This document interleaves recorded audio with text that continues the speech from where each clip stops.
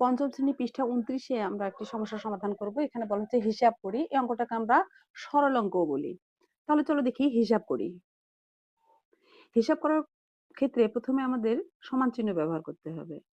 প্রথমে আমি নিয়মগুলো বলে দেই। প্রথমে আমাদের সমান চিহ্ন ব্যবহার করব। তারপর প্রত্যেকটা যে অঙ্কই কিন্তু অনুরূপই থাকবে। শুধুমাত্র যে অংশের কাজটা আমরা করব সেই অংশটা পরিবর্তন করব। বাকি সব বারবার কিন্তু আমাদেরকে লিখতে হয় এই অঙ্কের ক্ষেত্রে। তাহলে চলো দেখি 18 ভাগ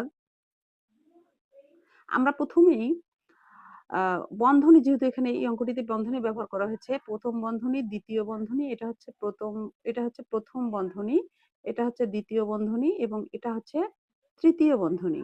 দেখো প্রথমে আমরা প্রথম বন্ধনীর কাজ করব, অর্থাৎ এই বন্ধনীটার কাজ করব। তাহলে চলো অঙ্কটি করি।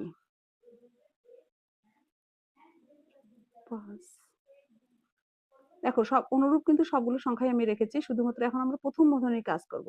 প্রথম বন্ধনীর ভিতরে দেখা যাচ্ছে প্রথমে যোগ এবং ভাগ আছে, এক্ষেত্রে আমরা ভাগের অঙ্ক দিয়ে শুরু করবো, অর্থাৎ প্রথমে ভাগের অঙ্ক করতে হবে। যোগটা আমরা রেখেই দিব। তাহলে 8কে যদি 2 দ্বারা ভাগ করি তাহলে কত হবে? 4 দুগুণা 8। তাহলে ভাগের কাজ আমাদের শেষ হয়ে গেল, যা আছে তাই। 18 ভাগ 1 যোগ 4 ভাগ 1 যোগ 5 ভাগ প্রথম বন্ধনীতে আরো একটি কাজ আছে, 4 আর 1 5। দেখো আমাদের এই বন্ধনীর কাজ শেষ, তাই আমরা তুলে দিয়ে পরের দুটো বন্ধনী ব্যবহার করলাম। 18 ভাগ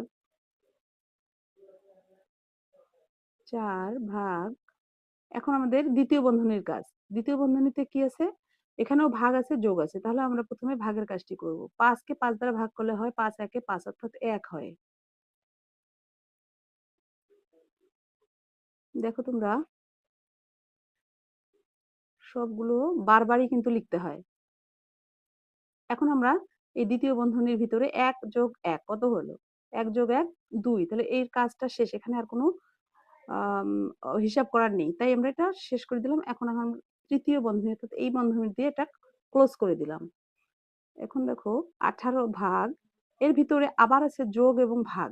তাহলে আমরা যোগটাকে ঠিকই রাখবো এবং 4 কে 2 দ্বারা ভাগ করব। 2 দ্বারা ভাগ করলে 2 দুগুণা 4, 2 হবে।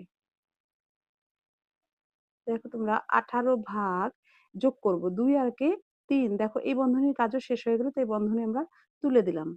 এখন আমাদের সিম্পল ভাগ অঙ্ক চলে আসছে। এখন 18 কে আমরা 3 দ্বারা ভাগ করলে কত আসবে? 3 এর ঘরে নামতা বলবো আমরা, 3 6 18। তাহলে আমাদের উত্তর আমরা পেয়ে গেলাম 6। আশা করি তোমরা অঙ্কটি বুঝতে পেরেছো।